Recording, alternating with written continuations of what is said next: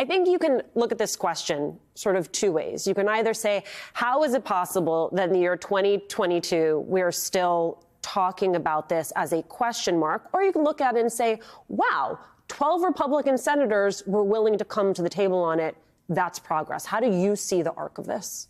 As someone who spent most of his life never imagining a moment like this would happen, I take the optimistic view. Okay. There are always going to be people who are opposing progress in this country. So it doesn't surprise me that there are some, unfortunately, even a majority of Republican senators who are going to vote against this common sense legislation, the Respect for Marriage Act, my bill with Jerry Nadler, to simply allow states to decide the question of marriage equality and require the federal government to recognize that.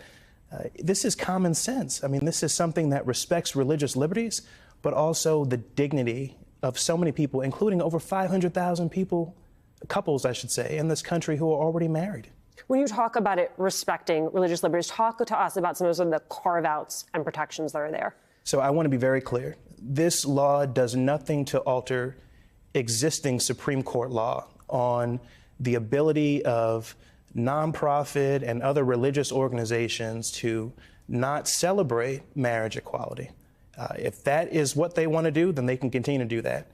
This is a piece of legislation that says the federal government must respect your marriage in New York, for example, as well as in California, rather than deny the dignity of those already married couples and couples that will be married in the future under those respective states. Let's talk a little bit about the politics of this. MSNBC contributor Jennifer Rubin published an op-ed in the Washington Post. She writes, outside deep red enclaves, Republicans cannot maintain their anti-same-sex marriage stance without marginalizing themselves.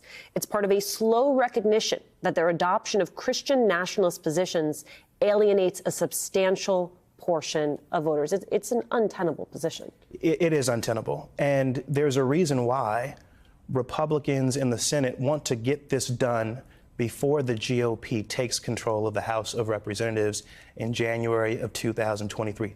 They don't want this to be an issue that Democrats like myself can run on. They know that because of their machinations, including the behavior of Mitch McConnell over the past several years, which has resulted in a 6-3 far-right majority on the Supreme Court, any day now, because of Justice Clarence Thomas and others, marriage equality is going to be stripped away as a fundamental constitutional right. And then the law will pivot to the states in terms of what the states allow. That is why we have to do what we can as a federal government to protect these rights.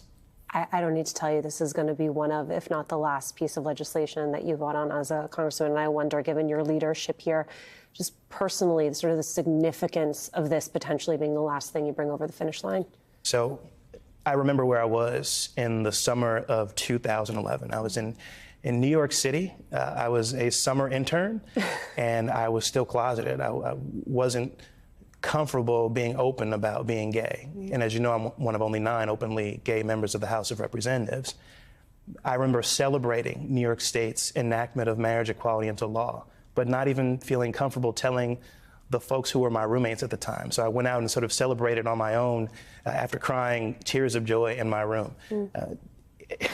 I could not have imagined that about 11 or so years later, we would be enacting marriage equality largely as the law of the land here in the United States, and that I would have the pen along, again, with the chairman of the House Judiciary Committee, Jerry Nadler. It's been really special to be so effective as a freshman member of Congress, especially in this regard.